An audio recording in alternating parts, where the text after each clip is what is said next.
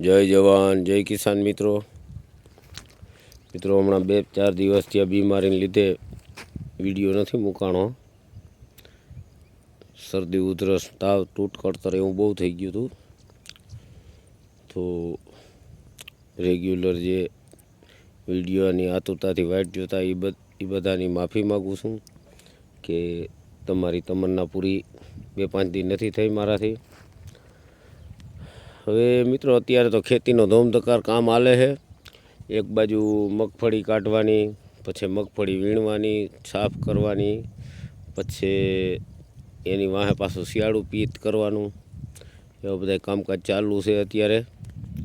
તો આપણે અહીંયા મગફળી કાઢી લીધી છે અને આમાં ધાણીનું વાવેતર આપણે કર્યું છે. આજે કાલે ટ્રેક્ટર ઓયણીથી વાવી દીધું છે અને આજે પાણી ચાલુ કર્યું છે.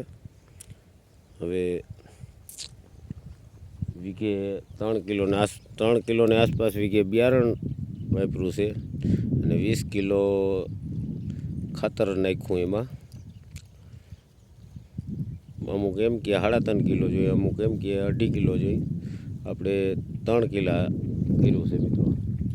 તો જો આ બાજુને એક પારિયું પી ગયો છે. એ જો ઓલો પીળો ડ્રમ દેખાય ને, પીળો ડ્રમ, એથી ઓલી બાજુનું બાકી છે. આજે સવારે પાણી ચાલુ કર્યું છે ભોજાબેડીમાં. તો માંડવી કાઢીને જો અહીંયા ડૂચો પીળો છે. હજી ડૂસો સરખો કરવાનો આ તે બધું બાકી છે.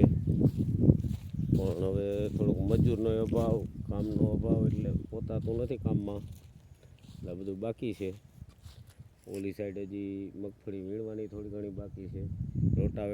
રોટાવેટર હલાવવું પડે. અત્યારે મજૂર જડતા નથી એટલે ખેડૂત માટે થોડોક બધી મુસીબતો ઘણી જાતની છે.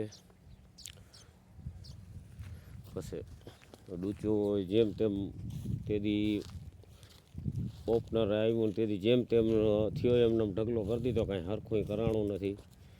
અને ધૂળ ગજબ નીકળી પડી મિત્રો. પછી માલ બધો વીણીને એવું બધું કરી નાખ્યું.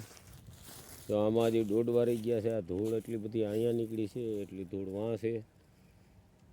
એ બધું હજી આ બધું સાફસૂફ કરવાનું બધું છેલ્લાનું બાકી રહી ગયું છે. અને એમ થયું કે વહેલા વહેલું જરાક વાવેતર કરી દઈ. લગનગાળો અમુક જગ્યાએ ચાલુ થઈ ગયો છે, એટલે હવે આમાં ટાઈમે માણસને અત્યારે છે નહીં અને વ્યવહારિકમાં જવું પડે એવું બધું પોઝિશન થઈ ગયું છે મિત્રો. તો મિત્રો શેર કરજો, સબસ્ક્રાઈબ કરજો. જય જવાન જય કિસાન મિત્રો.